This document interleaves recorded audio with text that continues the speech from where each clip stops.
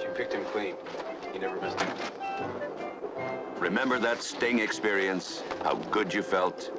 Now, The Sting, winner of 7 Academy Awards, including Best Picture, is back. Chicago was the place to be in 1936.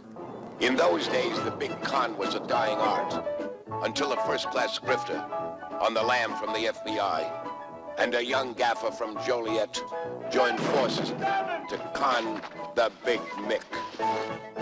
He's not as tough as he thinks. Neither are we.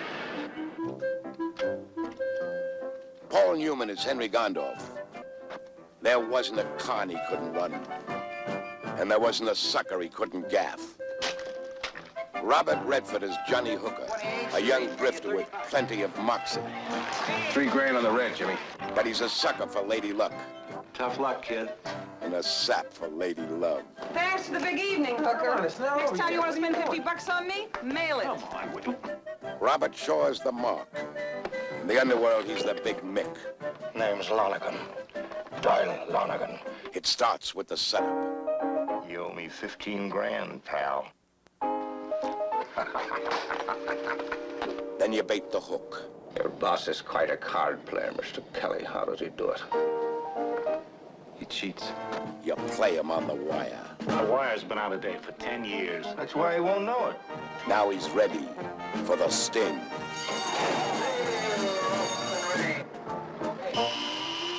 He's there. Let's get on it.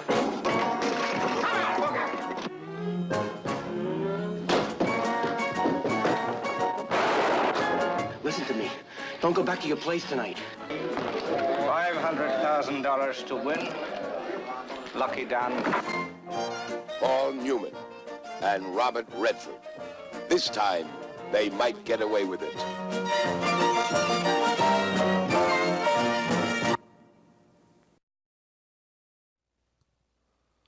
The Sting. Classic movie about a classic human motivator. Revenge. As Robert Shaw is about to be conned out of a large sum of money by Robert Redford and Paul Newman. But you know, they're not the original con men. There have been con men around a long time before Henry Gondorff and Johnny Hooker. In fact, the original con man is in the Bible. Satan was the original con man when he came into Eden and conned Adam and Eve out of what they had. They'd been given anything and everything that they could ever have wanted or needed. And in a matter of seconds, they were conned out of it. And we've been paying the price ever since. We're going to look at that today. In Genesis chapter 3, we're going to look at this original con and how we can avoid being conned today. Being conned out of our peace as Christians. Being conned out of our eternal home in heaven. So get your Bibles, open up to Genesis chapter 3, and remember to subscribe to my channel by clicking on the subscribe bar right there. And then this notification bell will pop up, click on it, and you'll be notified anytime I make content changes to the channel. All set? Okay, open up to Genesis chapter 3, and remember, if you're not careful, you might just learn something before we're done. So let's get started.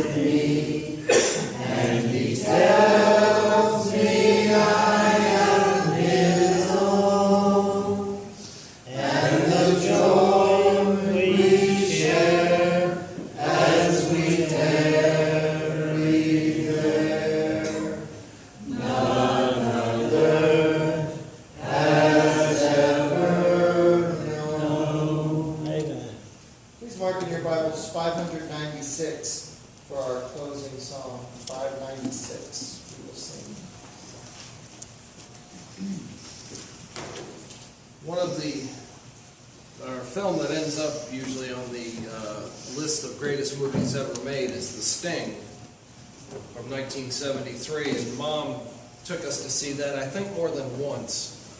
She had a thing for Robert Redford. And Paul Newman, too. And besides, you know, sparkling eyes and a lot of money, I can't figure out what those two have that I don't have, so... but anyway, they were in this film, and it's actually, I found it in one time when I was doing some reading, because it's one of my all-time favorites. It's actually based on a true story. There was a pair of brothers who ran some big cons in Chicago at one time, and so it's not really based as much as they inspired the story.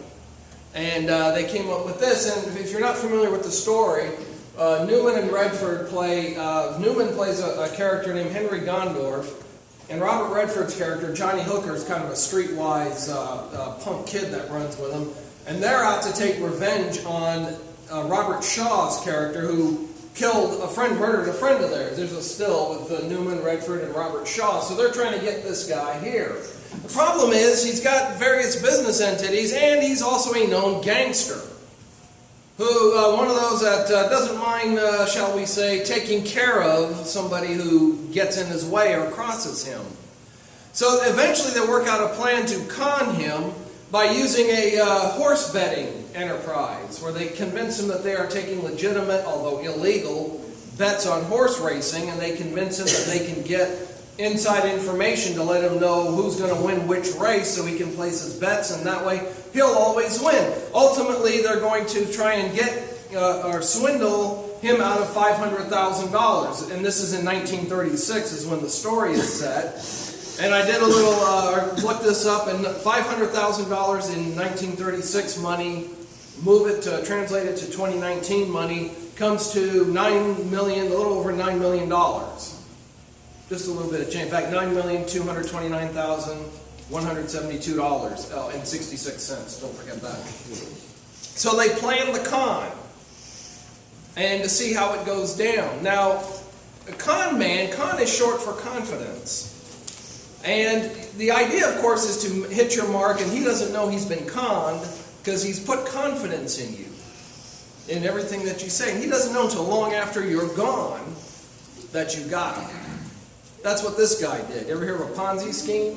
This is where it gets its name, from Carl Ponzi, who would be bringing in money. Hey, I've got a surefire investment for you. It's guaranteed to get a return. So you get a return, or you invest money with him. He goes and gets someone else to invest so he can pay you off. And the scheme worked until more people started wanting their money back. And he didn't have it. The whole thing collapsed. And he ended up going to prison for his efforts. Now, let's think about the human condition for a minute and apply this idea of a con. Now, just imagine you've got everything that you want or you need. You've got wants, needs met. Everything is good, but then a con man comes along, and next thing you know, you've lost it. And even though you know better, you know I shouldn't do this, but you do it anyway. And you allow yourself to get conned. And that was the case that happened with an original con man and his mark. And that original con man is Satan. And the original mark were Adam and Eve. In fact, I almost called this lesson the sting, because that's what it was. It was a sting that affected not only them, but the rest of us. And it became a reality for mankind that we were separated from God because of this con that was pulled off.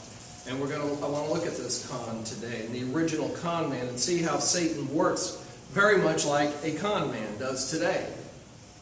And ever since the Garden of Eden, he has worked for man's demise. But there are some differences that we'll see between the first couple and us. Notice, first of all, sin had not entered the world. It was perfect. They had anything and everything that they would have wanted there.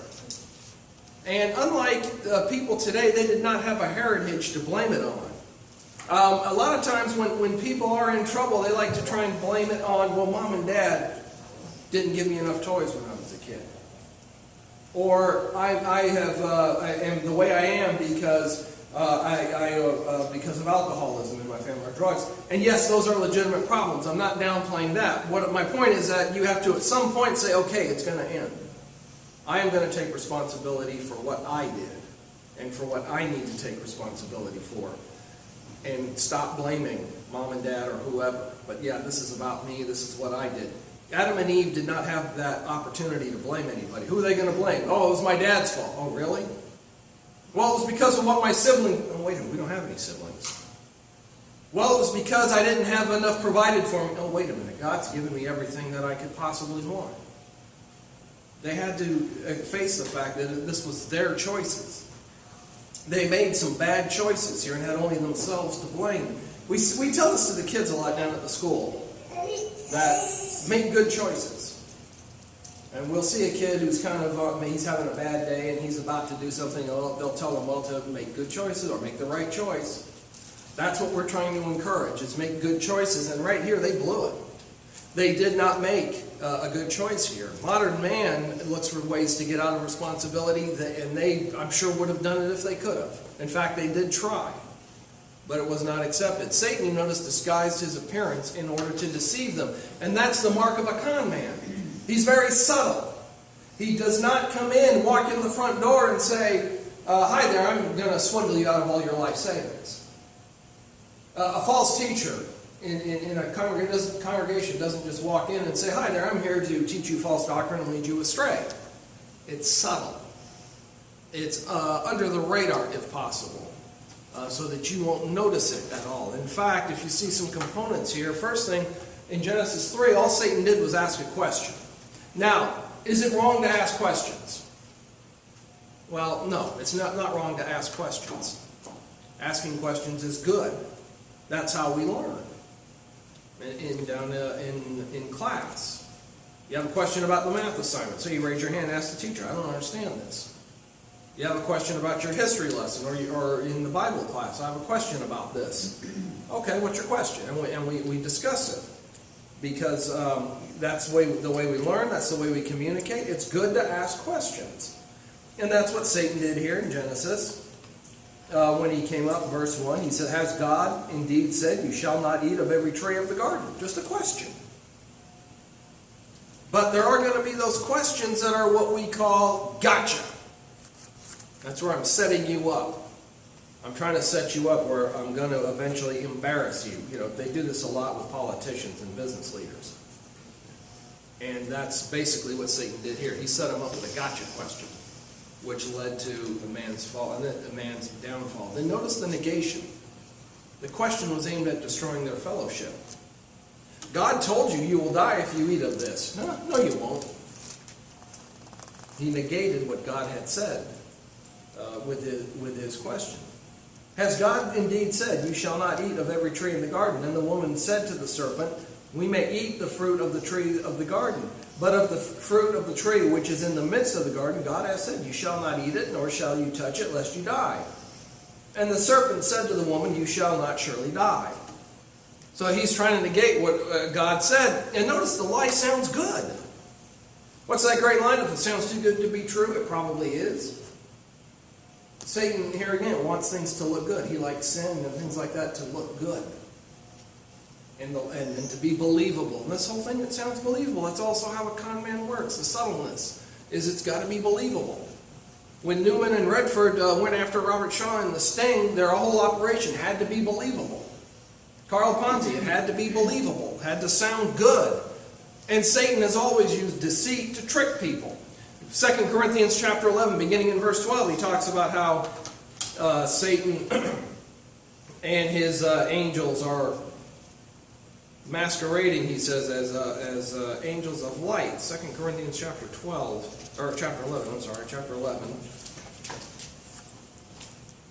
But he begins in verse 12 when he says, but what I do, I will continue to do, that I may cut off the opportunity for those who desire an opportunity to be regarded just as we are in the things of which they boast. For such are false apostles, deceitful workers, transforming themselves into apostles of Christ. And no wonder, for Satan himself transforms himself into an angel of light. Therefore it is no great thing if his ministers also transform themselves into ministers of righteousness, whose end will be according to their works. So they can look good and come in and talk a good game and Look at what the results can be. In Corinth, they had a lot of problems with division, a lot of other things that they had to be wary of. See, in a war, the opponent knows where to hit you. Satan knows every one of our weak spots. I don't think he's all-knowing, but he knows, he's very keen. He knows your weak spots. He knows my weak spots. And he's going to hit us with them. That's how you win wars. That's how you win conflicts. If alcohol is your weakness, he's going to use that. If it's sexual lust, he'll use that. He'll use whatever he can to work against you.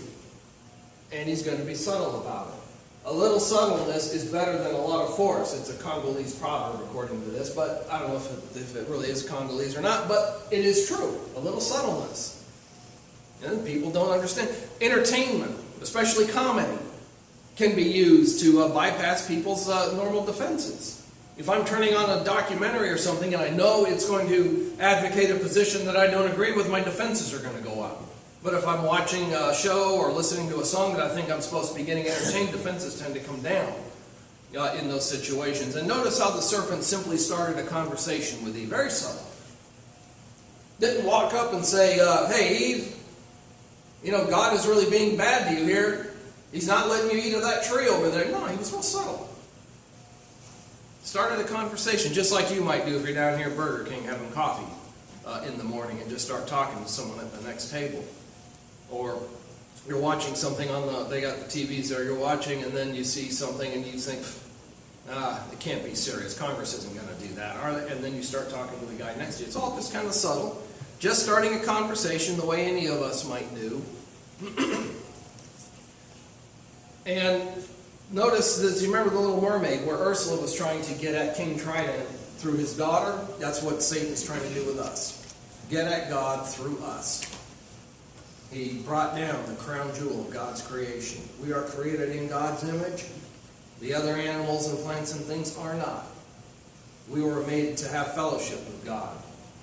And Satan is using us to get at God by taking us down, like he did there in the Garden of Eden. And Satan's temptation began by laying doubt at the root of Eve's faith. Has God not said? Yeah, well, we can eat whatever we want. We just can't touch that tree over there. You won't die. And, so Eve is sitting there thinking about it. Now you can see where she's wondering and doubting at that point. So how do we avoid falling into this trap? Well, first of all, study evidences for your Christian faith. Know what you believe and why you believe it. God said this. I'm looking at the evidence. Eve didn't stop to think, well, God has given us everything we need, so why do I need to go and eat off of that tree? God has told me what he wants me to do, so why am I even thinking about doing something the opposite? And 1 John chapter 1, verse 8 tells us, if we walk in the light as he is in the light, we have fellowship with one another, and his blood cleanses us from all unrighteousness. That requires a constant contact with God and no tolerance for sin. For us to stay in that light. That's talking about walking in the light is living in the light. It's our everyday actions, not just a one-time thing. And then also remember to avoid the appearance of evil. Stay away from it. As Eve should have done here, was just stayed away from it. I'm not going to do that. Get out of here. Go away. But instead, she was there and listened to what he said. Religious division is another way Satan deceives people. How many denominations and churches and groups out there, they teach just enough truth to sound good. Satan put just enough in his talk with Eve to sound good. And then the rest of it is just kind of tossed out. They don't have all the truth, just enough to make you think, okay, yeah, that sounds biblical. And a lot of times it isn't. So he's also then going to subtly attack God's character. And that's what he did here. Look at verse 4 and 5. He will attack God's word. You shall not surely die. He just said, well, Eve, God's a liar. You're not going to die. That he deceived Adam and Eve into believing they could disobey God and get away with it. Because God didn't mean what it was that he said. The message is that God is putting unwelcome restrictions on man. How many of us put restrictions on our kids? Or we had restrictions on us by our parents? Why? Because it was for our own good. Deuteronomy chapter 10 tells us the commandments of God are given for your own good. There is a reason why we don't let our kids go out here on the highway and play in traffic, even though there may be days you wish they would. Anyway, you don't want that to happen. Why? Because it's not for their good. It is dangerous to be out there. When we were at a function here in town yesterday, a lot of kids there, but we wouldn't let Amelia go out unless there was an adult out there. If it wasn't us, there were other adults out there, that's fine, but we wanted someone out there. Why? Well, it's for her own good, for her own protection. And Satan uses these same deceitful tactics today. When people think that, there's a quote attributed to Aldous Huxley that he said he didn't want to become a Christian or have anything to do with religion because he didn't want that dictating his morals to him, particularly his sexual morals. And Satan is going to use those tactics. The Bible's too restrictive. It's too outdated. Just those same kinds of things. He's telling them, Adam and Eve, God's really trying to spoil your fun and spoil your life. Again, the same thing we'll hear today about how restrictive the Bible is and how we shouldn't really even be worried about a book that is so old. But Satan is going to charge us, or do that with God. He's going to do that with us to try and convince us to stay, to reject it, and then avoid being conned. You know, in the case of the movie, Shaw could have avoided it by a little bit more digging and investigating than what he did. But see, we have to avoid being conned, first of all, by being on our guard. He was not on his guard. He let it down and let these men gain his trust. We prevented ourselves from getting conned, first of all, by being on our guard. There's a need for us to keep our eyes open. The devil is, be sober and be vigilant, he says, because your adversary, the devil, as a roaring lion, walks about seeking whom he may devour. And you notice how lions, you know, they sneak through the tall grass and they sneak up on gazelles or deer or antelope or whatever it is that they're hunting. And then they go after the weak ones. Just like Satan will do with us. A Christian cannot passively just sit and wait for Jesus to come back and just sit and wait to go and be with the Lord. We've got to keep in the fight. We've got to keep resisting Satan. We also have to understand that God is serious about sin. He got them to thinking, you know, God's really not serious about sin. You won't die. Yeah, I know what God said, but that's not going to happen. But God, you notice, is serious about sin, and He is not at all subtle about it. He told them when He put the tree there, He said, you can eat whatever you want, but see that tree over there? Don't touch it. Stay away from it. He was not at all being subtle about it. And Adam and Eve standing there. I had a talk with a guy years ago. He was a preacher in a denominational church, and he was relating to me a class he had. I had 1/4 of Hebrew, so I'm far from an expert in it. But he was talking to somebody who knew and could read and write and speak biblical Hebrew, and he asked him, where was Adam when all this was going on with Eve? And he said he picked up a Hebrew New Testament or Old Testament and started, and he said he was looking at it and he kind of reading and kind of mumbling along, and then he stopped and he looked up and he said it was like the light went on, and he said Adam was standing right there when it happened. And he said in the Hebrew it's very clear, and in the English it's even kind of implied that Adam was standing there when in about verse when she says she ate and she gave to her husband with her and he ate. He was standing right there and let her do it. It wasn't like he was far off at the other end of the garden taking a walk or having a nap or something and then came along. He was standing there and didn't say a thing. And then they found out that God is serious about what He says. God is not playing games. We know that God is serious about it because of what happened with Adam and Eve. They were kicked out. And He was not at all subtle. I like the way Bill Cosby did in a routine where he said, next thing you know, there's the Lord. Okay, everybody out of the pool. And that's what happened. In so many words, everybody out. And away they went.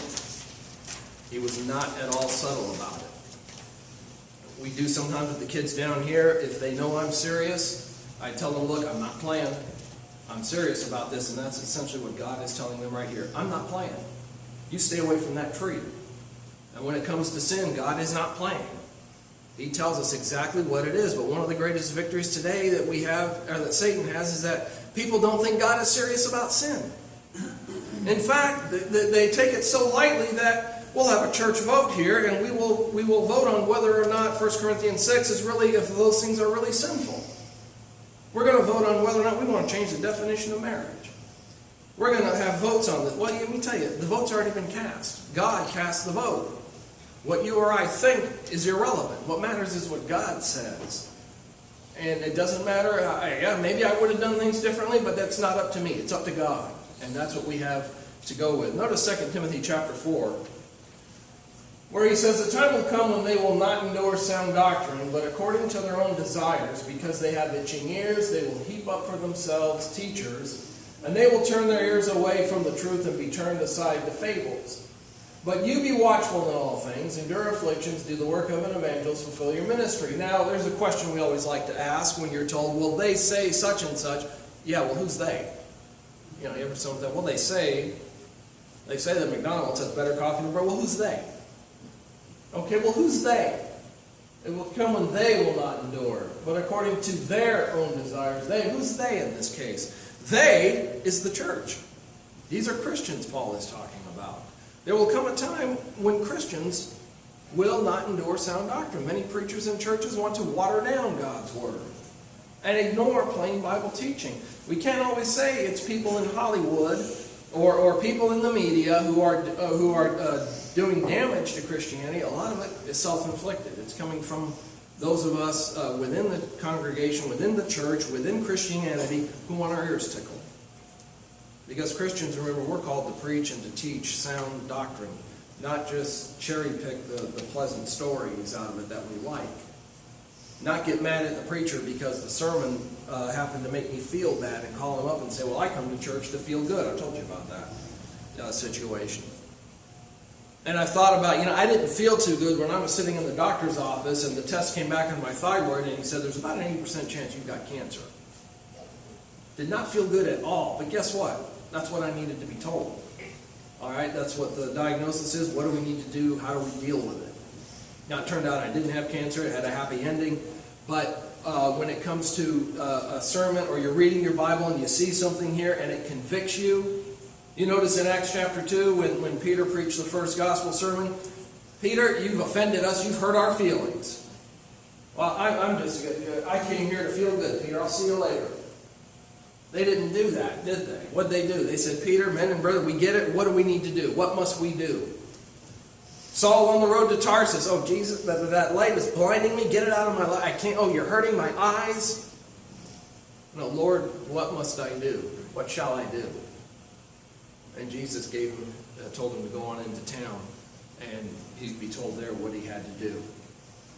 See, God is going to be serious about sin. And when we see something in the Bible that convicts us, pricks our heart, that's when we need to stop and ask ourselves, okay, do I need to make a change here? Did I read something that says that I should be doing X, Y, or Z and I'm not doing it? Or I should not be doing X, Y, or Z and, oh boy, I'm doing it? That's where we need to look at it and not get mad at the messenger, but look at the message. A lot of churches don't want to teach that there's going to be a judgment, but there will be a judgment. And Jesus said that there is a destination of everlasting fire for the devil and his people. And yeah, sure, there's some discussion about what all that means, but the point is we will stand before God. That's the bottom line. Everybody will at one time stand before God and give an account and go through judgment, but Satan has to pay for his actions. His time's running out. I don't know when it will come to an end. He knows it's running out. He wants as many people with him as possible. But remember, too, that 1 John 3 tells us whoever sins is of the devil. If you are living a life that is in rebellion to God, then you are living a life that is of the devil, a life that is sinful. And yeah, there will be an account given one day before God when we stand before God. And the Christian who utilizes the power of Christ, the Christian who is in the Word, who is in fellowship with other believers, in fellowship with God, can defeat Satan and can win and can be with God, and we can avoid that con. We can avoid the con of false teaching. We can avoid the con that Satan hits us with, that we can live however we want to live. Don't let yourself be conned. Don't let yourself be told or thought that it doesn't matter how I live. Doesn't matter if I'm reading my Bible. It doesn't matter if I am a Christian or what I believe. That's a con that Satan has hit us with. So this morning, are you living and walking in the light that God wants us to? Satan will tell us it's not necessary to obey God, that it's not necessary, that God won't keep all of his promises, but God does keep his promises. We are fighting a real war. Not a shooting physical, but a real spiritual war. A lot of us fall asleep a lot, and that can get us into trouble in a war zone. So how are you doing in your battle with Satan? How are you doing in life? How are you doing in your walk with the Lord? Are you in the light? We'd like to help you to be in the light and stay in it. If you need the help of the church, need prayers, need support, let us know as together we stand and as we sing. Once again, we're going to sing 596.